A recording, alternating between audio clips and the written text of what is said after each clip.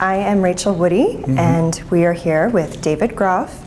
It is November 4th, 2015, and we're on Portland campus, Linfield College, Good Samaritan, Peterson Hall. And my first question for you, David, is why Linfield?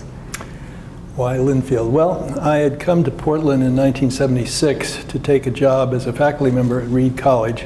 And I taught, I'm an Africanist historian by training, and that's what I taught along with Western Humanities for 7 years. And then I didn't get tenure, but they asked me to stay on to be Dean of Students half-time and to continue teaching my African history classes. So I did that for another 3.5 years. And when it became apparent that I wasn't going to be able to stay much longer than that, I started looking for other employment. And by that time, my wife and I had 2 children and 2 small children, and we liked Oregon very much. We'd come from California, and so we decided we wanted to stay. So I looked around, and I knew Linfield because actually I grew up in a Baptist church in California where there used to be Linfield representatives would come every year or every couple of years to recruit possible students and so on. So I knew about Linfield as a liberal arts college and with a Baptist affiliation. So there was a position in the Division of Continuing Education, Assistant Director and Portland Advisor. And so I applied for that. And initially, I think Vicki Lind, who was the director, was kind of reluctant to interview me because of my background. She thought that this wouldn't really be a good fit. But I did have the administrative experience as Dean of Students, and so in the end I got the job, and it was a half-time position. Oh no, it was a full-time position for a year, and a little over a year. And then Ken Williams, who was, you probably know of, and the late Ken Williams was registrar at Linfield for many years, and I think before that a professor of education. He was the director of the Portland campus at that time, and it was a half-time position. He was doing that in addition to being registrar of the college, which and moving back and forth between McMinnville and here. And I think at some point, and this is speculation of course, but I think his wife laid down the law and said, you really need to, get your priorities straight. So he decided he would move back into being full-time registrar. And so they looked for someone to take his place. And so I applied for that position, and it was an internal search, and I was appointed director of the Portland campus. At that time, the position had been created to kind of oversee general administration on the campus, and it had very loose academic responsibilities. In fact, really no formal academic responsibilities. So I did that. I was half-time director of the Portland campus and half-time assistant director and Portland advisor for DCE. So for the next 5 years, I had 3 offices in 2 different towns because I would go down to McMinnville on Tuesdays. The first year I went to McMinnville 3 days a week and 2 days here. And for the 5 years when I was doing the 2 positions, I kind of moved back and forth. 1 day a week I'd go to McMinnville unless there was some kind of special meeting. And then 4 days I was here, but on those 4 days, 1 day I was completely in the Portland campus director job, and the other 3 days I divided my time. In the mornings I'd be here in this building as director of the campus, and then in the afternoon I'd walk across the campus and be assistant director and Portland advisor. It was an interesting, I could leave things in McMinnville or here, and so it was kind of hectic in a way. I don't know if you've ever read Dickens' Great Expectations. There was a character named Wemmick who was kind of the clerk in a law office, if you remember him, and he was this very severe character in the office, and then as he moved to his home, which was this kind of whimsical castle, he completely changed. Well, I felt like I had to kind of shift gears as I walked across the courtyard from here to there to Leverage Hall, where the DCE office was at the time. So anyway, that's how I came to be here. And then over the next 5 years, the campus grew and our enrollment improved, and So eventually I applied to be full-time, and then after Vivian Bull came as president and Marv Henberg was the vice president for academic affairs, they decided that I should have some formal academic responsibility. So they added the title Associate Vice President for Academic Affairs and Director of the Portland campus. So I had probably a very long, I used to say I had the longest title in relation to the place I was, a kind of a small place, but disproportionately large title. So that's what I did then for the next, until I retired in 2009. And I had general responsibility not only for the administration of the campus, but also for academic programs. And the Dean of Nursing reported to me, and we had departments of humanities and social science and science, and they had chairs that reported to me as well. So that was the way that worked. I'd been kind of part of a general administrative structural change, which, as I understand it, has, since I've left, the structure has once again undergone a substantial change. So anyway, that's how I got here, and it was really a very serendipitous process. It really convinced me of the serendipity of life. I set out to be an Africanist historian and spend my life as a professor, and ended up as the director of a campus that was primarily a nursing school. And I don't regret that at all, because in fact, I came to have the utmost respect for nursing as a profession and for people involved in it. And so I felt really good about whatever I could do to facilitate that process of educating nurses to do the kind of work that they were doing.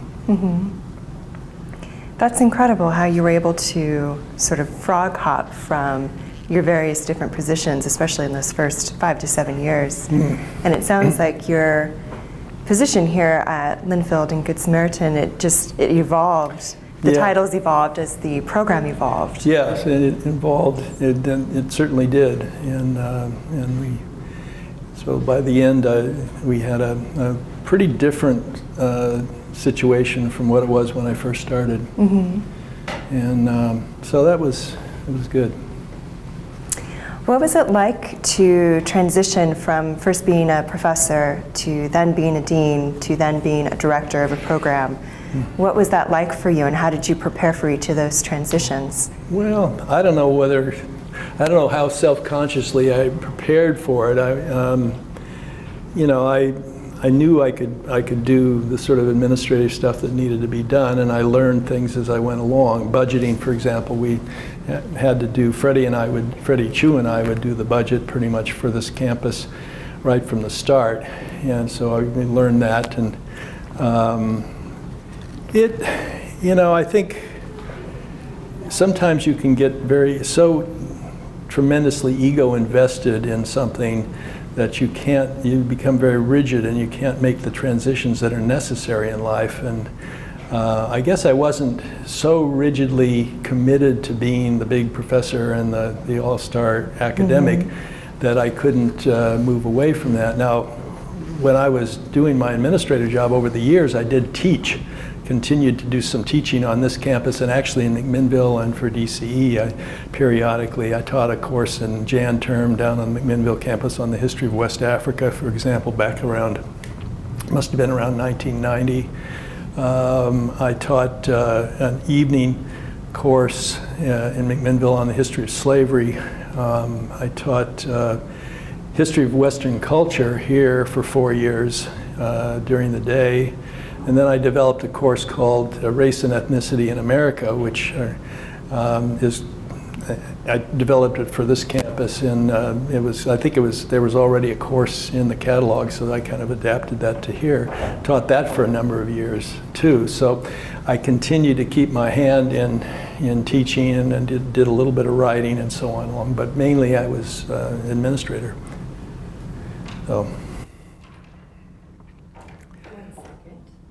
So in terms of that transition, I think it wasn't, there were some bumpy moments, but but basically, you know, I knew that what I wanted to do, I wanted to stay in Oregon, and I liked Linfield, and Linfield seemed like a good fit, and so I was able to manage it. Good. So when the directorship job came up, did you immediately know that you wanted it, or what about it appealed to you? Well, the fact that I was asked to apply was a very big plus. You always like to feel like you're being recruited and somebody wants you. And I looked at it and decided it was something I could do. I mean, when I was first approached by Ken Williams, I said, well, sure, I'll look into it.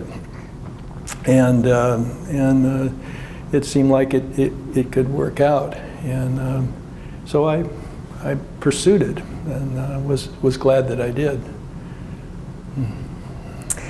So what would you describe is your role, or was your role, as director of the Portland campus? What were some of those duties, or what was the scope of it? Well, initially, the director really, the only person that actually reported to me directly was the administrative assistant, Ellie Lowry, who was in the outer office there. And she divided her reporting responsibility between me and the Dean of Nursing. So they really had, in a sense, I had half a person reporting to me, and nobody else did. And the administrative structure was very odd at the time. The administrative departments were all supposedly part of the college departments of the same type, so that Freddie Chu in business would report to Dale Tomlinson, who was the vice president for business and administration at the time. Other people reported to other people in McMinnville, but as a practical matter, that meant that they really didn't have much supervision. And so initially, at least, we worked, without having any formal relationships, I became a kind of de facto supervisor and person to kind of try to coordinate things on this campus.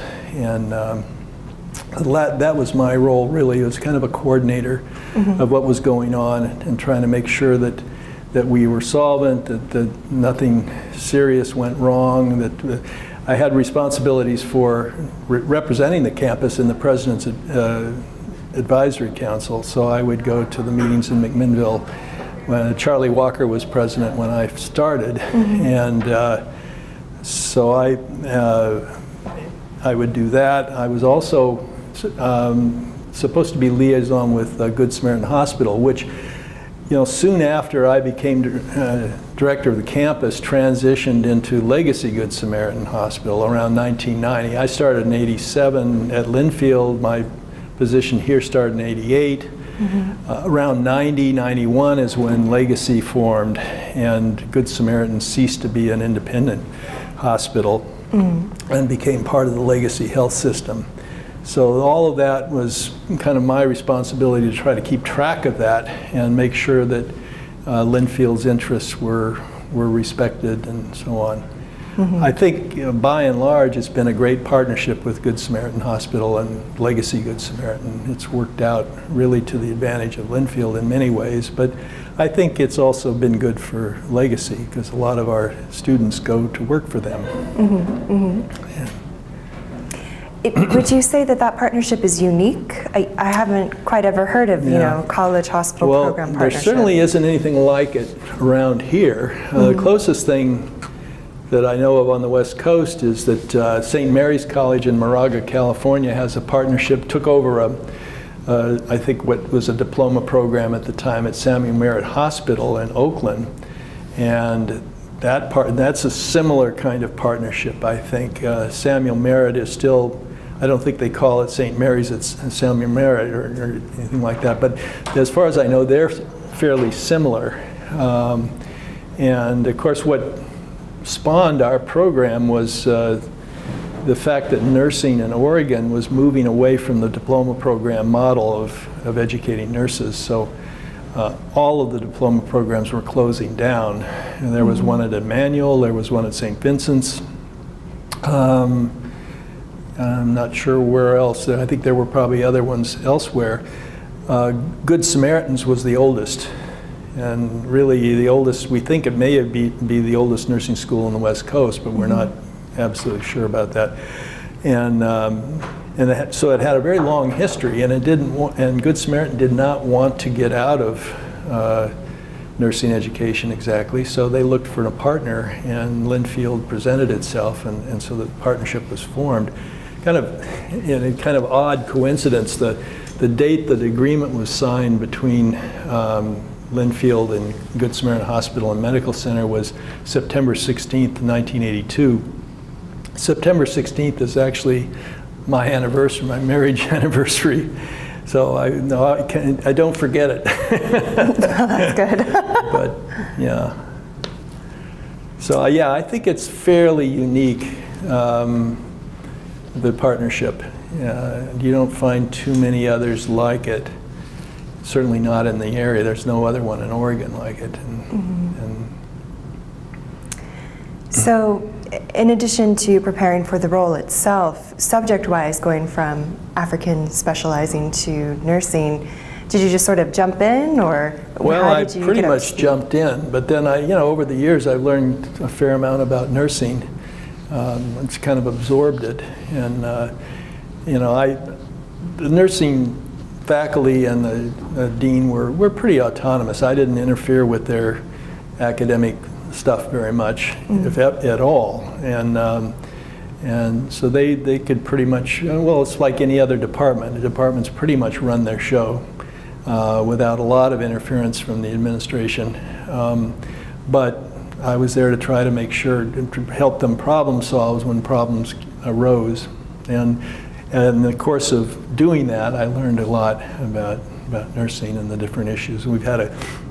And while I was here, we had at least 2 major curriculum overhauls in nursing, and so that was so I had to kind of learn it on the fly.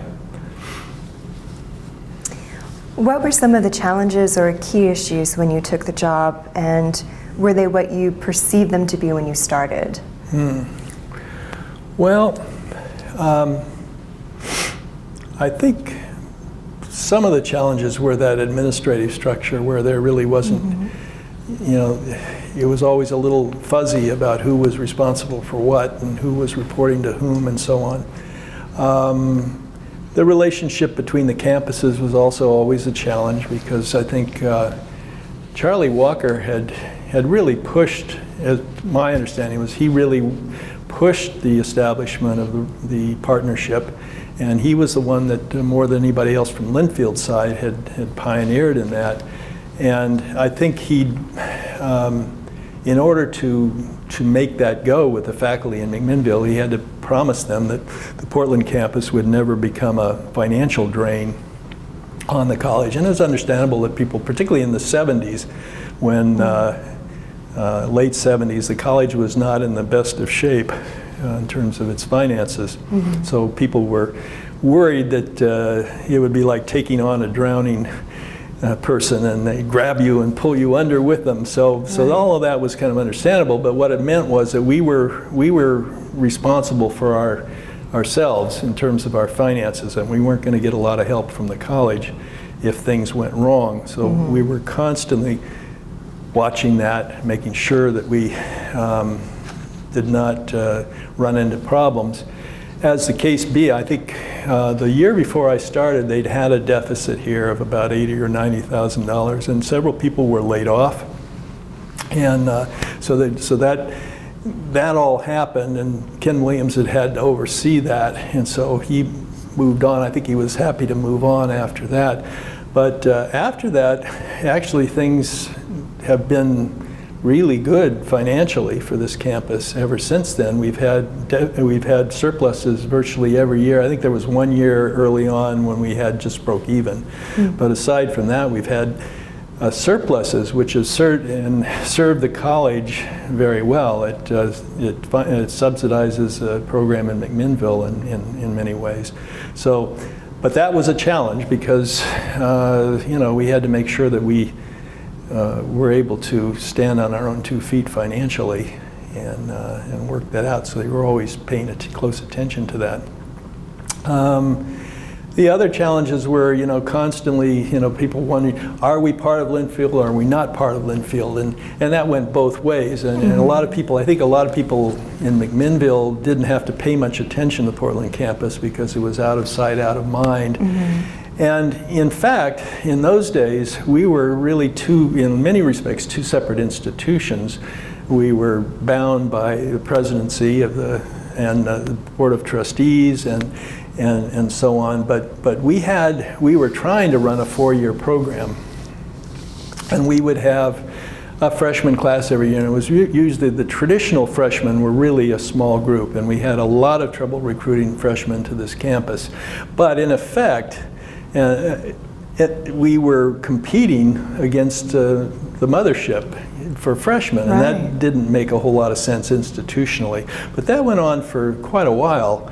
And part of that was also a reflection of that initial setup, which was that the Portland campus was not going to be a drain on the college. So we had to create our own support courses. We had a science department, which was had a very good science program, I think, and a humanities and social science program with some very dedicated people in it that did. But needless to say, we could only offer a fairly limited curriculum outside of nursing. Plus, we had this disadvantage of having, essentially competing against ourselves. So in the early 2000s, we undertook a strategic planning exercise, had some consultants that helped us, and in the end, we decided that we needed to move to a 2-year program.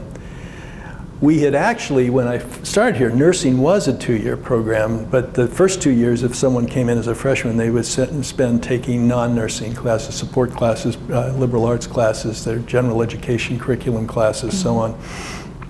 And but then we'd moved, partly because of the problems of recruiting the students. They came here to do nursing, and it took them 2 years to get into nursing. So we had a lot of complaints, I think, and it was hard for our admissions person, Barbara Cusio at the time, to recruit freshmen.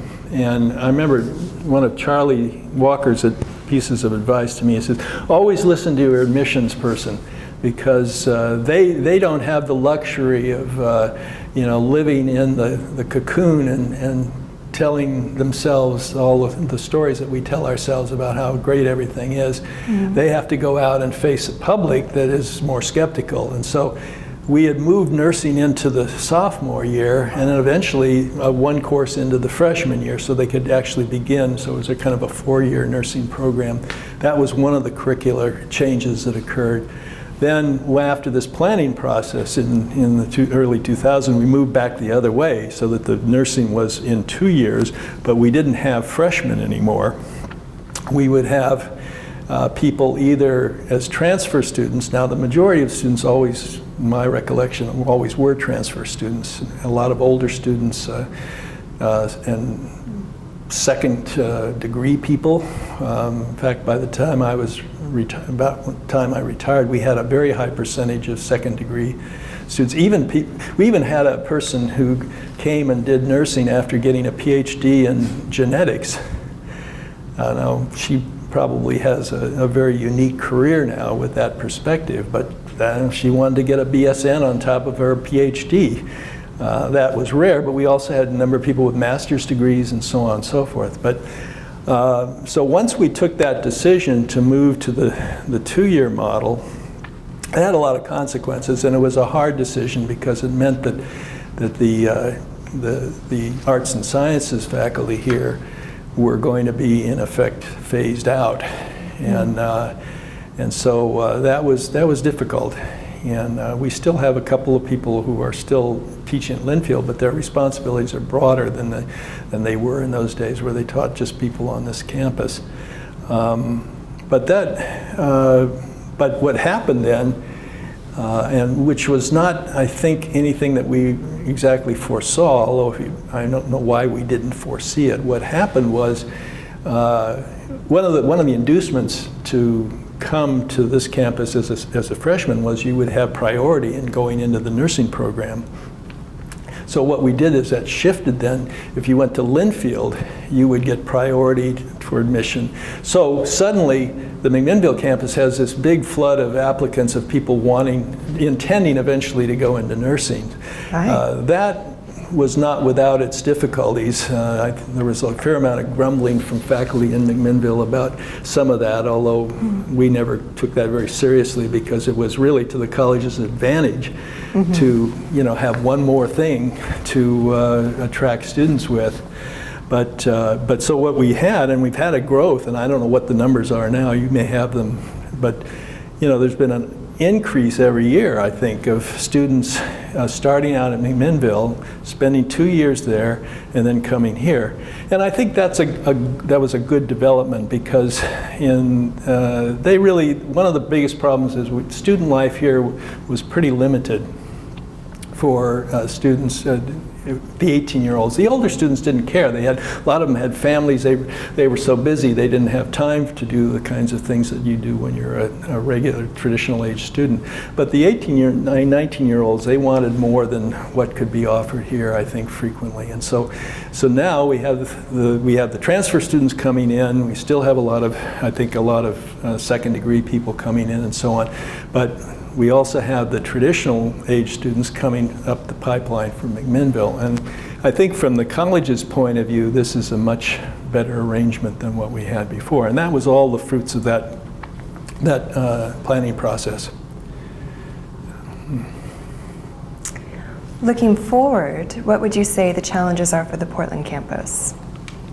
Well, I don't know. I think a big challenge for the college in general, not just the Portland campus, is increasing cost for students. I mean, somebody told me that now the tuition is up to about $38,000 a year, it was never that high when I was here, but it's now been almost 7 years, since I left. But I think that's a huge challenge. It's a challenge for higher education in general, but it's going to be a huge challenge. One thing that we've always been able to do, because there's been a nursing shortage for years, the students generally didn't have much trouble getting jobs. Now, during the Great Recession from 2008, 9, 10, in there, some of the students struggled to get jobs. But for a long time, most of the time I was here, the students were just, they would often have jobs before they were even done. So they could finance their loans, and sometimes they could get jobs with organizations that would actually pay off some of their loans. If they went to work for the Indian Health Service, for example, for the federal government, they would take over and pay off their loans. Other employers have done some of that, or at least partially absorbed it. So that gave the nursing program a bit of an advantage that some of the other programs don't have. But I think as we go forward, the tuition just goes up and up and up, and people's earnings are not going up that much these days. Maybe that will change, hopefully, but for now, and so I think that's probably the biggest challenge.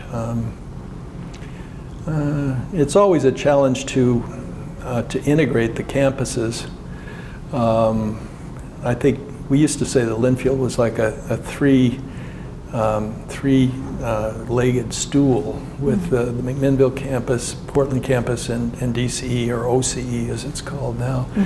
And that's a nice metaphor, but those legs are kind of separate. They're held together by the seat, but so that's always an issue. I think the fact that now a sizable proportion of the students on this campus started out at McMinnville, that helps that integration process enormously, so that at commencement, faculty in McMinnville can say they see nursing students crossing, and they can say, I had that one in freshman cloak or someplace like that. So that's better. That level of integration is probably more than ever before at the present time.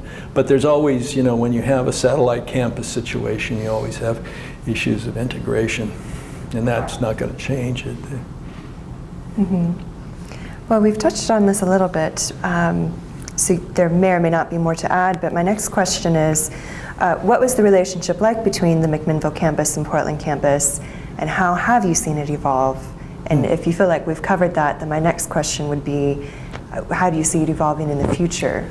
Well, you know, like I said, there were always a certain amount of you know, tension, even though there was a lot of goodwill on both sides. And one of the tensions, I think, was some of the particularly liberal arts faculty in McMinnville saw, you know, that the college likes to think of itself as a liberal arts college, but the majority of students, even on the McMinnville campus, are in fields that are like business and other accounting and so on and so forth, and not in the more pure liberal arts fields.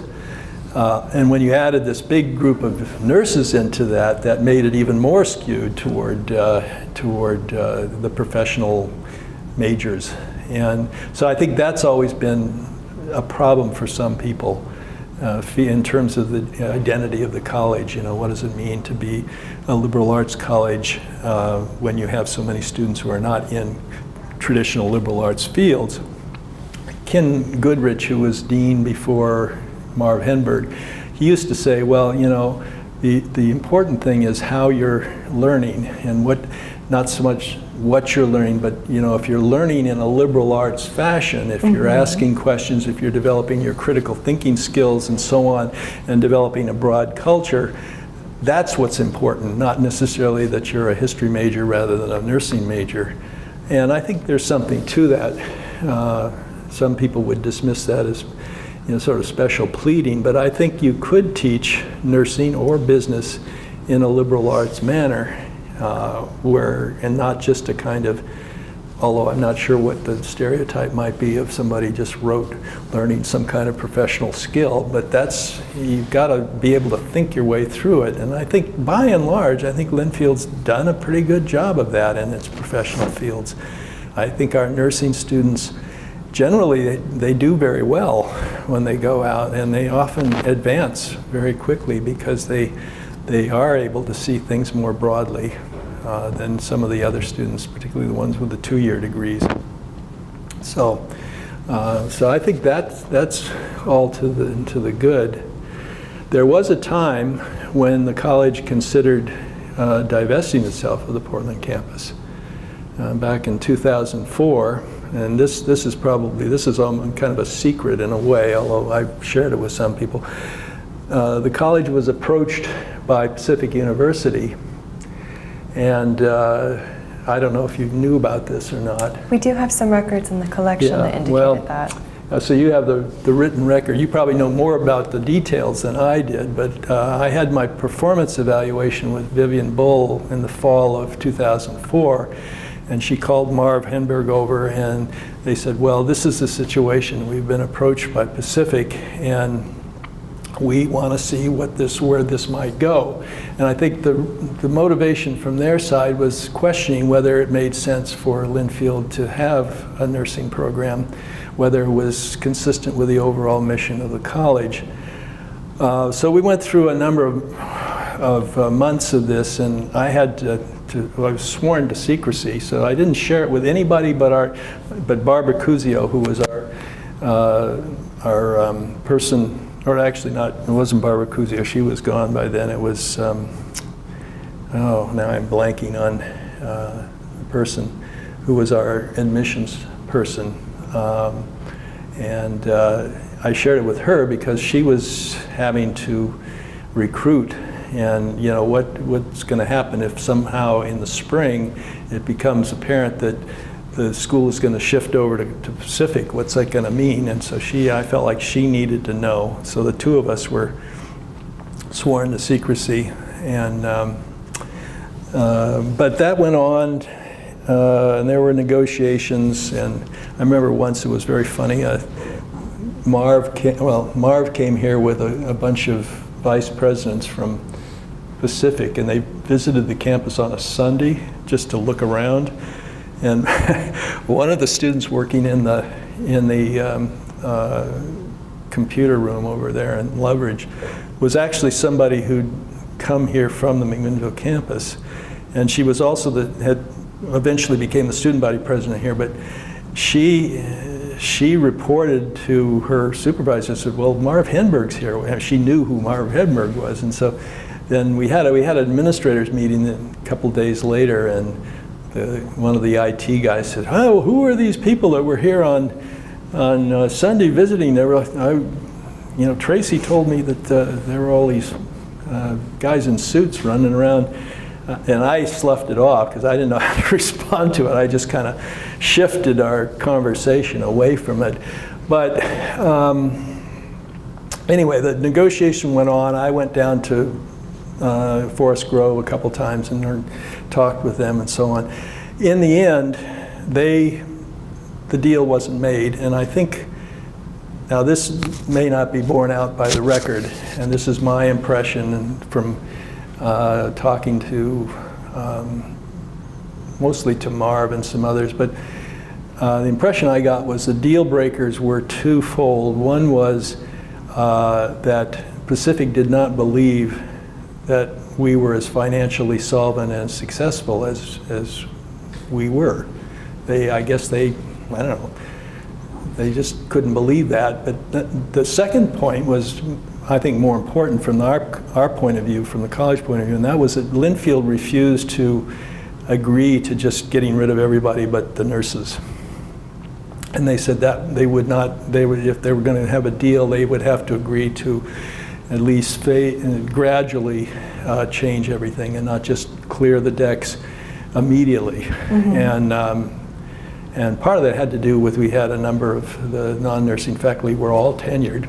And so what do you do with it? So I think, again, I don't know whether that's true or not. That's an impression that I got based on bits and pieces that I got here and there. Mm-hmm. But they did not, Linfield was not willing to abandon the folks that were here. And so that was a deal breaker too. So anyway, it didn't go through, didn't happen. And I think as a result of that, I think the position of the nursing program within the college was strengthened in a way, because I think over that process, I think the president, at least, and Marv probably reflected a lot on what the place of the nursing program within the college was, and I think in the end concluded that it was a good thing for Linfield to have and to continue to have. Mm-hmm. And that the missions aligned and strategically also. Yeah, and that was sort of about the time we were engaged in the planning process. We hadn't made the changes yet, but so there was a lot up in the air at the time. About how long of a period are we talking about where there were negotiations with Pacific? I think it was more like about 6 months most. Oh, okay, not very long in my head. It was pretty much over by Christmas time, because, so I mean, I think I heard about it in the beginning of October, and it had been going on a little bit before then, of course, but Marv informed me at the close of one of our budget meetings in December that it wasn't gonna, not to worry, you're not gonna be sold to Pacific. Mm-hmm. To go off on a tangent there for just a moment, so Pacific since then has developed many different graduate programs in the health sciences industry. Linfield has not, mm-hmm. I think decidedly so. Mm-hmm. What are your thoughts or opinions on that, as far as here are these two small liberal art colleges in Oregon, and how they're evolving to hopefully be more financially secure? Yeah. Well, I don't know. I think Linfield has taken some decisions over time that to affirm a certain identity of itself as a college, undergraduate program. They got rid of the master's degrees that they had back, education, master's in education, so on. Did not pursue an MBA, even though there was a lot of talk of developing an MBA program and so on. And I think that was all very self-consciously, those decisions were taken very self-consciously, primarily during the Vivian Bull era. I think she was very committed to a vision of the college as an undergraduate-oriented institution, and not to go off in these other directions, which invariably, like Pacific, is a lot of master's programs and so on. I don't know, one could argue whether that's wise or not, but it is a matter of making sure that our brand is what it is, and to present ourselves to the public, you know, as with a certain amount of integrity.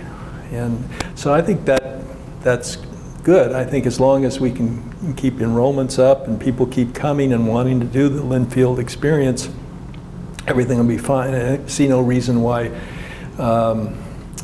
Linfield should become a university or anything. And part of my feelings about that were conditioned by the 10 years I spent at Reed. Reed at one point had been under a certain amount of pressure to becoming a university and so on, and the faculty had refused to do that. They're still a college. They want to be a college. They are what they are, and Reed has a kind of, as you may know, has a kind of a ferocious sort of internal ethos and sense of itself, which is resistant to all change. But I think that kind of experience conditioned me to think, well, you know, it's important to establish your identity, to maintain it and reproduce it from one generation to the next, and you know, that's where integrity lies. So what was it like working with Charlie Walker, Vivian Bull, Marv Henberg, and now you caught Tom Helly, I think, briefly? For a couple of years. Yeah. Well, it was interesting. Charlie was almost like a force of nature. You know, he had a really broad vision for Linfield. He probably would have moved the college in the direction of almost becoming like a university if he'd been left to his own devices on that. I remember once there was a school, a private architecture school here in Northwest Portland. It was over on 14th. It was called the Oregon School of Architecture and Design, I think. And it had been set up, it was at a time, and since then things have changed a little bit. I think they've developed an architecture program at Portland State, but there was no architecture program in Portland. The only architecture program was down in Eugene. So architects here in Portland thought we really need a program here. So they put together this school, and it was kind of financed on a shoestring, and Norm Zimmer, who was one of the founding partners of Zimmer, Gunsel, Frasca, became a sort of $1 a year president of this school. And you know, they ran for a few years, and I think they did some good things, but they're always struggling. And so they approached us first through this campus, since we're just a few blocks from where they were, and then you know, through Charlie. And I remember I went to a meeting with Charlie, and I went over to the school and met with Norm Zimmer and some of his other folks, and we talked about this. And Charlie was really interested in taking on and developing an architecture program at Linfield, but I think the trustees just refused to go along with it. They thought this was truly would be a case of a drowning person grabbing the college and pulling it under, and so I think Charlie had to step back. And there was some disappointment here. Not the nurses were kind of indifferent to it. They didn't care about whether probably if anything, they probably didn't think it would be a good idea to have a bunch of architects and designers running around.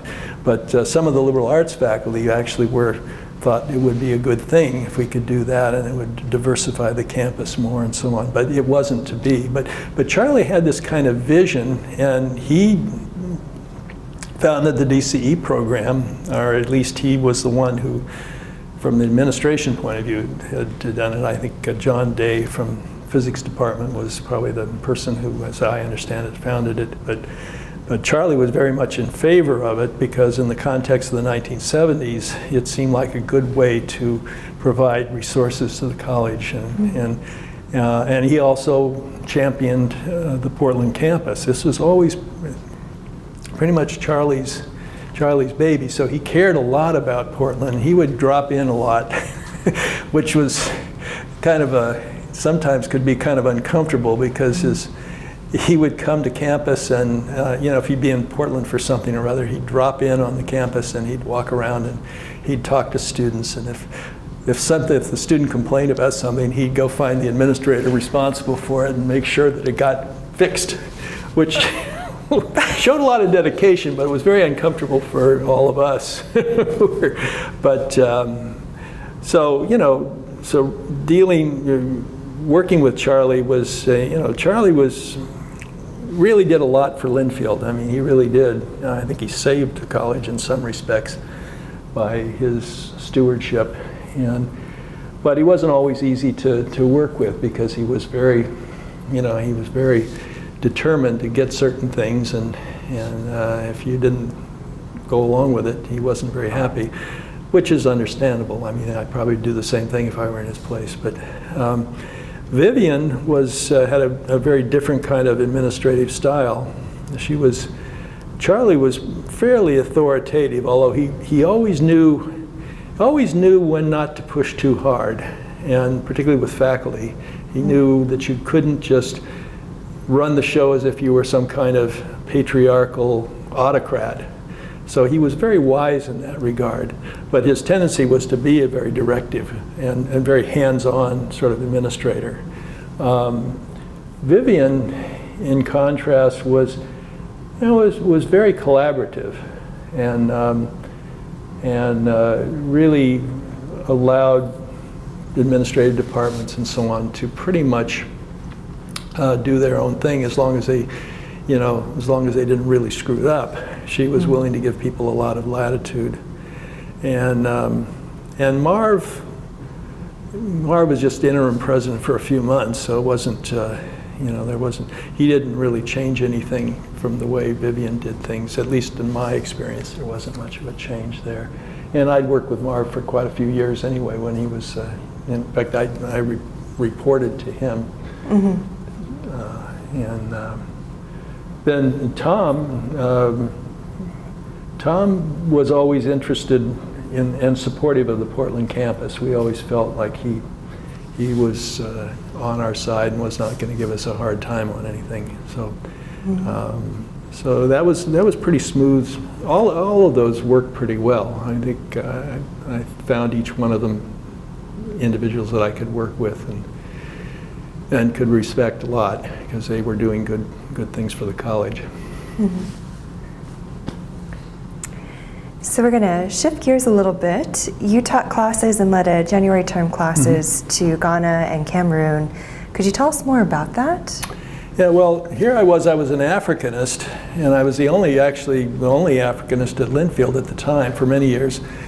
And so I wasn't doing much. Like I said, I taught a class in Jan term down in McMinnville on history of West Africa one year, and did this history of slavery, which was had some African stuff in it. But I really hadn't done anything much since I'd left Reed. And so, we had the Jan term program for many years. I had it for many years, but there'd never been a trip to Africa. Mm-hmm. So I thought, well, maybe I ought to get something together. And I talked to let's see, at the time it wasn't Frank. I think it was Ellen Summerfield was the chair of international program, the director of international programs. So I talked to her, and she was very encouraging.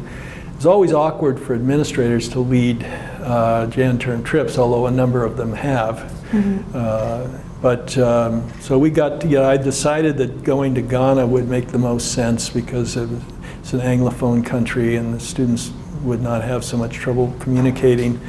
It also had an interesting history, so I could put together a history class to do that.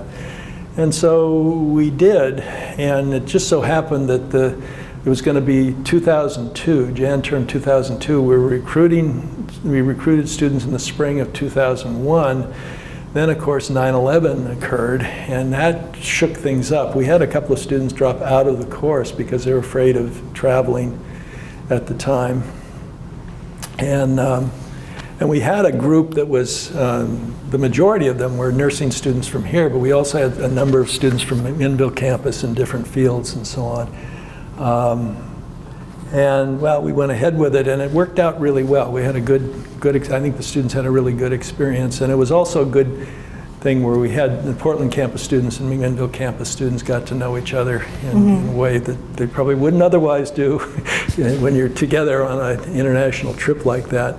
So then we did that again in 2004, and then around 2005 or so, the internet, by this time I think, well, I'm not sure, you'd have to, whether Ellen was still in charge or whether Sheikh had come by that time, but in any case, the International Programs Office got a letter from Ruth Titi Manyaka in Cameroon, and Ruth was, when her name was Musunu, had actually been, had graduated from the McMinnville campus in 1969, I believe. She had come, and the story of how she got to Linfield was really interesting.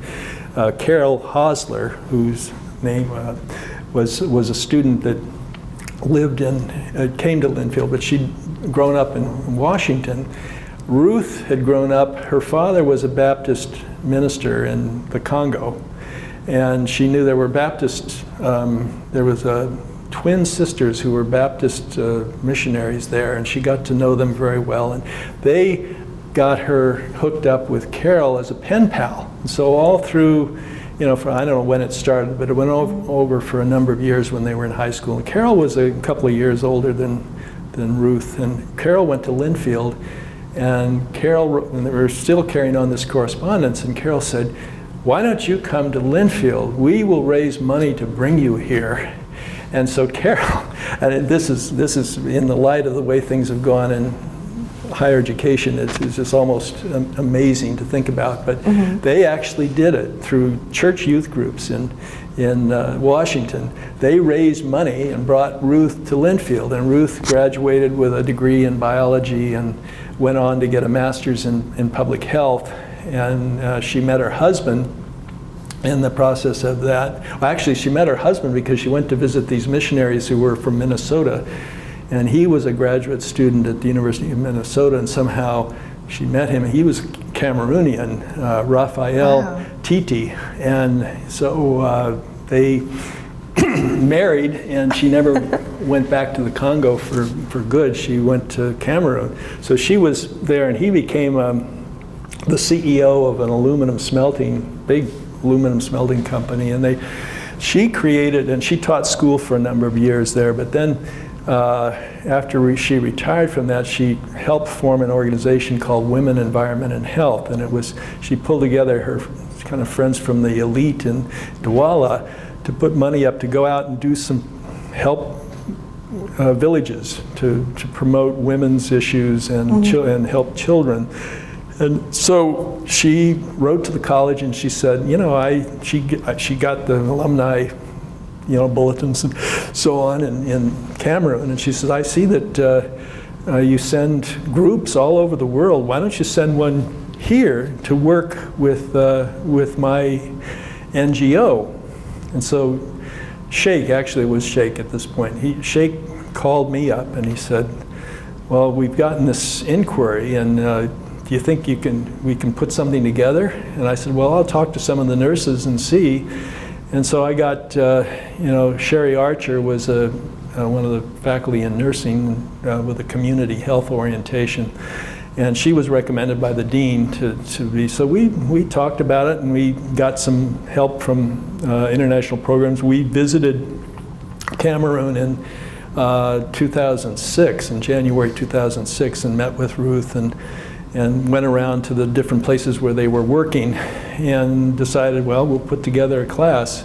So that spring we recruited a group of students to go there, and we went in January 2007, and the students did, this was in contrast to the Ghana trip, which was the history of Ghana, so it was a history class, and we did, because there were so many nursing students in the class, we did visit facilities like the nursing school at the University of Ghana and Legon, and hospitals and so on. But mainly we were looking at the history of Ghana, more broadly speaking. This one was a real hands-on nursing kind of experience, and we had, you know, they did child assessments. Women, Environment, and Health had responsibility for about 400 orphans in the area, in the villages around Douala. And so what that meant was they were trying to help them in whatever ways they could, providing some money and food and so on. So the orphans were mostly, they weren't necessarily orphans in the classic sense that we would think of them. They may still have at least one parent alive, but for one reason or another, the parent couldn't take care of them. So they were usually, the extended family would be taking care of them, and so that was a strain on the resources of the extended family. So this group helped with that. And so our students went in and gave them health assessments, and we created a database to kind of track these kids' health record. And so then we went 2 more times that I went along with, 2009 and 2011, and then they went again in, I think, 2014 or 13. And so that was good. Well, looking back during your tenure, what have you seen as the hallmarks of your time at Linfield? Oh. Well, I think making sure that the campus was always financially solvent. That I regard that as something very important that we were able to accomplish. I think that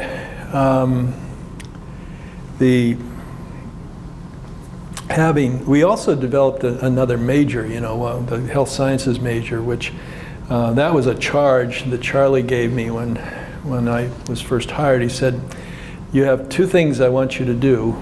I want you to make sure happen." I'll put it that way, because I couldn't do them per se. But one is make sure that the campus remains financially solvent, that it's not a drain in any way on the college.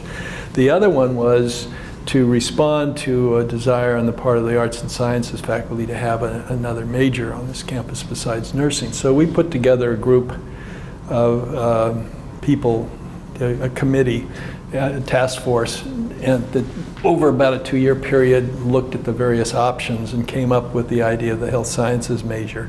And that was launched, in fact, the first student, we had 2 students to start with. One was an older student who eventually had to drop out because of some marital problems, but the other one was an 18-year-old who is now the chair of the board of Umpqua Community College. Wow. And she had gone into kind of health administration and so on, and she lives down in Roseburg. And the reason I had kind of lost touch with her, but she was on, after the Umpqua incident, I heard her on the radio talking on behalf of the board about the college's response to this tragic event.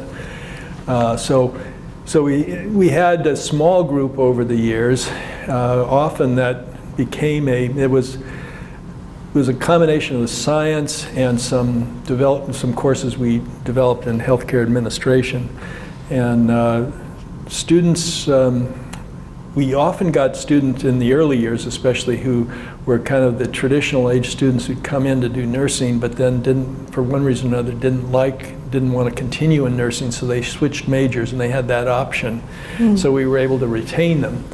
And that went on for a number of years, and I guess it was ended 2 years ago, I think 2 or 3 years ago. But that was an important experience in trying to diversify the campus a little bit.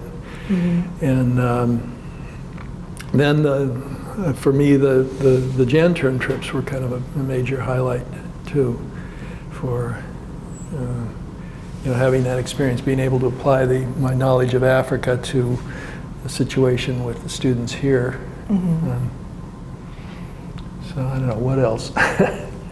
I'm sure there are other things that I could think of, but those are the kinds of the highlights that stand out for me now. So in doing our research preparing for this interview, we've noticed that you have quite a bit of nonprofit work that you do. Oh, yeah. So since retirement, how have you stayed involved in the community? Well, one of the things is there's a lot of work to do, and a lot of it doesn't get paid. So if you're in a position to do volunteer work, there's a lot of things, there's no end of things to do. So I've been very active with Operation Night Watch, which is a nonprofit that provides hospitality to homeless people. It started out in downtown Portland, and we now have several other centers, one in Southeast Portland, two in Southeast Portland really, one of which is a mobile unit that we bought an RV and fixed it up to. And then we have one in North Portland, in cooperation with a church there. So that's been a major involvement. I was on the board for 11 years and was chair of the board for about 5 or 6 of those 11 years, something like that. I'm still involved. I do volunteering from time to time, and I am chair of the operations committee, and I probably will go back on the board eventually. But that's been a major involvement, and I started that actually. I was back in 1993, so for a long time I did that while I was working. I wasn't free as a retiree to do that. So that's a major thing. I've done a number of other things related to homelessness. I also did, for 4 years, first 4 years of retirement, I went to New Orleans every fall for a week to help rebuild houses damaged by Katrina, which is kind of the sort of thing I've seen some of the spring break groups have done from Linfield. And that was a situation where I was sort of sitting in church on one Sunday, kind of daydreaming, and somebody got up and did what they called a moment for mission, and they were talking about going to, this was the summer after I retired, and I thought, oh, you know what, that's in October. I'm not going to be working in October, you know, I could do this. So I went, and that was kind of a rich experience. I did that 4 years, and we rebuilt several houses, did stuff to help people get back into their homes. So that's those are, and I've been teaching lately for the last, actually this is the 4th year. Each fall I've taught Slavery in the Americas, it's called, History 390 through OCE or DCE, and that's been interesting. It's mostly been the adult degree students, most of them nurses, although not exclusively. But there have been a few McMinnville students and actually a Portland campus student or two that have been in the classes as well.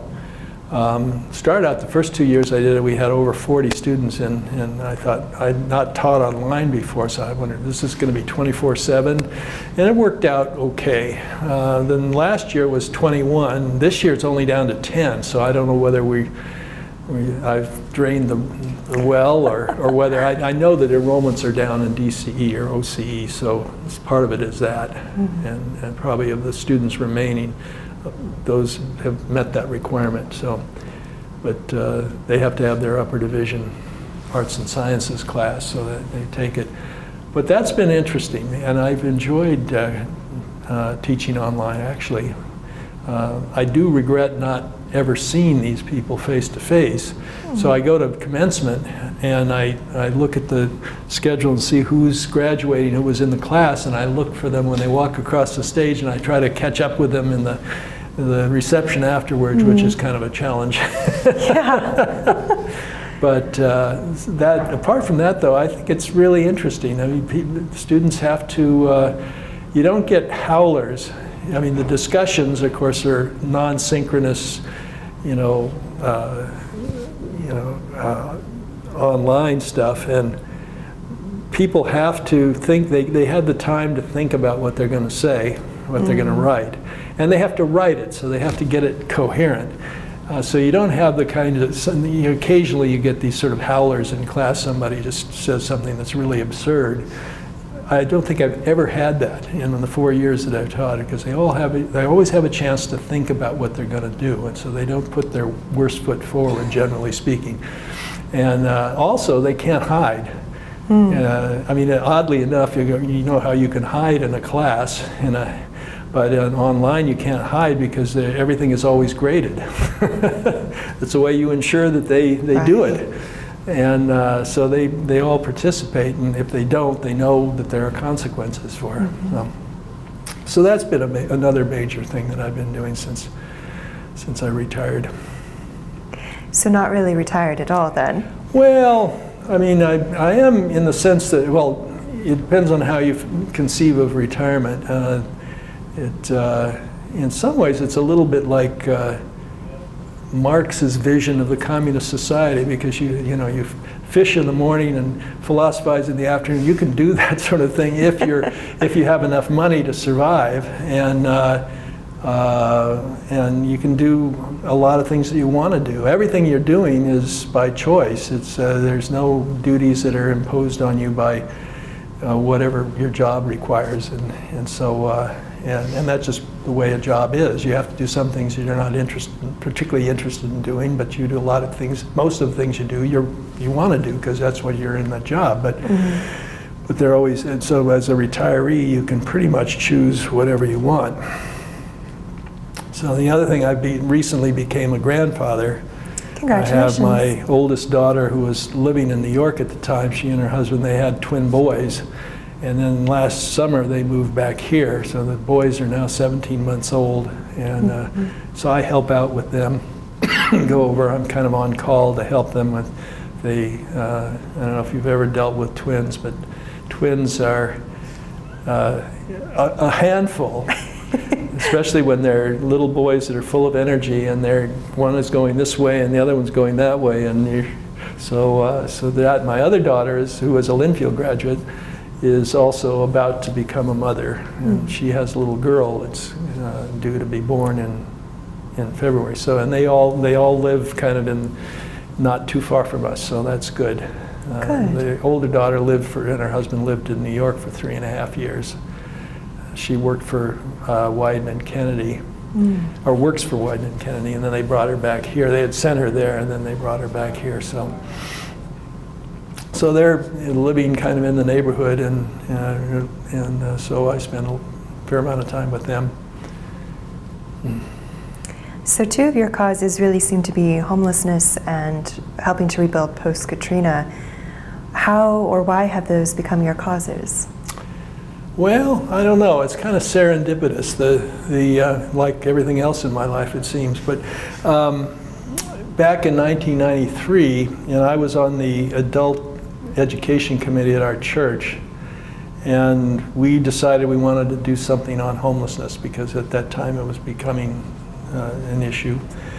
And so I noticed in the Linfield bulletin, which used to come out, the little paper version of what's going on campus, that Gary Vaughn, who was a Linfield graduate and director of Operation Night Watch, was going to be on the McMinnville campus giving a talk about homelessness. And so, oh, well, here's somebody with a Linfield connection. Maybe I can get him to do something for this adult ed gig.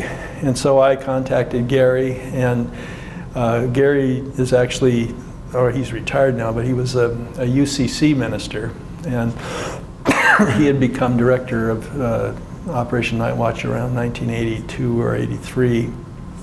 And he said, yeah, sure, I'll come and talk to people about homelessness, but I will do it on one condition, and that is that I don't want to just come and have us sit around and talk about it. I would like to challenge people who come to this to volunteer at our organization, because we are always looking for volunteers.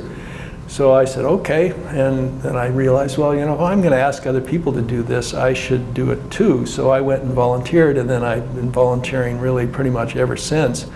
And that's how it was through that. I didn't start out with a huge interest in homelessness, but getting involved in that program made me see that this is an important issue and something that we need to pay attention to. So and that's where that came from. And the Katrina thing, I'd been to New Orleans a couple times to go to professional meetings or something, but I found New Orleans to be one of the most fascinating places I've ever been. And the suffering that they'd gone through, it seemed to me if there was something I could do to help, that would be great. Plus, I'd get a chance to go there again. And so that's where that came from. So a lot of it, has really been I've been very active in my church, Westminster Presbyterian Church, and I've been an elder for the last 3 years. I'd always pushed them away when they came asking me when I was working, but since I'm retired, I have no excuse. So I've been on the session of the church for the last 3 years, and that's led to a number of different things that I've done. We most recently sponsored a poverty forum. We got the church is located in Northeast Portland, so we wanted to see if we could reach out to other churches in that area and get us all together, because they're all facing, demands and, people who are suffering and coming to the church to try to get some help. And so you're always sort of wondering how you should respond. And so we got 13 other churches to partner with us, and we had a speaker, Donna Beagle, who's associated with Portland State, but she's an individual who grew up in generational poverty. Her parents were migrant farm workers, and she lived in like 20 different places before she was age 17, and things, and really but somehow managed to first get a GED and then eventually go to college, and now she's got a doctorate, and she's become a consultant on issues of poverty, and she can kind of give that perspective of, what it's like to be, the different kinds of poverty. There's situational poverty where somebody just doesn't have any money for a while, but they come from a very middle class background. And then there are people like her family, which had been for generations in poverty, and so that there was almost a kind of a culture that grew up around it. So that was one of the organizers on that, and we had a very successful. We had about 100 people that showed up, and from these different churches to kind of put our heads together and see what we could learn about poverty and how you could approach it as a faith community. It's impressive. So that's kind of what I've been doing since I retired. Well, in your opinion, what does it take to be a nurse? How would you describe the Linfield nurses that have come here? Well, the thing that I grew to understand over the years that I was here was nursing is really one of the most, if not the most, challenging undergraduate programs, because, for example, we don't ask engineering students, undergraduate engineering students, to go out and build bridges, but we ask nursing students to go out and actually do clinical rotations where they confront real life situations. So they have the academic side, which all majors have, and it can be pretty rigorous. They have a lot of science that they have to do, and they have some fairly tough coursework that they need to do to do. But then they have this other side, which requires a whole another set of skills, really. That's not just an academic approach. They have to develop their empathy and their ability to relate to people across various kinds of boundaries and so on. And so that's very tough, and it's a challenge for a lot of students. And I think nursing often has people failing out of the program, partly because they have very tough requirements, but also because they realize that maybe this isn't for them. That this is very tough. It takes a very special kind of person, I think, and the overwhelming majority of the students that we've had have been those kinds of persons. And I'm amazed a lot of them, and most of them, of course, have been women. But they from the time they were children, they often wanted to be nurses. So it was really just a natural development. And we've had some that were they're maybe second or third generation nurses in their families. I remember one year we actually had, and this was the alumni publication did a story about them, but we had 3 or 4 sets of mother-daughters in the program. The mother was also pursuing the nursing degree, and and of course when you have older students, you have that kind of thing arise. We also had one year, this was, was it 2004? I think it was 2004, because it was the year that Linfield won the championship in football, Division III championship, and the quarterback from that year, Brett Elliott, was his mother was a student in our program here, and the two of them graduated together in December of 2004. It was great, both of them were together on that. So we had that kind of situation. But the students, getting back to the main point, then the students, it takes a lot of dedication, takes a lot of a real wide variety of skills. But you know, I tell them, I would tell them that I thought that what they were doing was one of the noblest things that anybody could do, and that they should be proud of what they were doing. I also told them that they were in almost apostolic succession back to Florence Nightingale, because Florence Nightingale trained people who went and created the Bellevue Hospital School of Nursing in New York, which was the first, you know, kind of professional nursing school in America. And then Emily Loveridge came from Bellevue only really a few years, less than 20 years after the creation of Bellevue, came out to Portland and created the Good Samaritan School of Nursing. So I said, look, you know, there it is. It goes right back through Emily to the people that trained her to Florence Nightingale. So you can all feel like you're right in direct line of succession. So that was, you know, that I took a lot of satisfaction with working with the nurses, because I do think they do an awful lot of good. What would your advice be for today's student?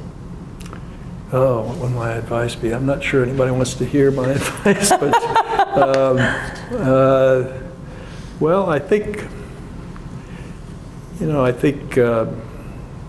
I would say, you know, they obviously need to study hard and work hard and remain, you know, kind of flexible in terms of their expectations, and to know that you know, life might take them somewhere that they don't anticipate.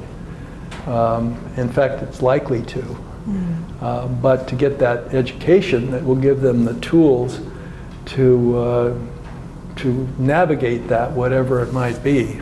And so that would be, you know, so get that the liberal arts education, and go from there, you know.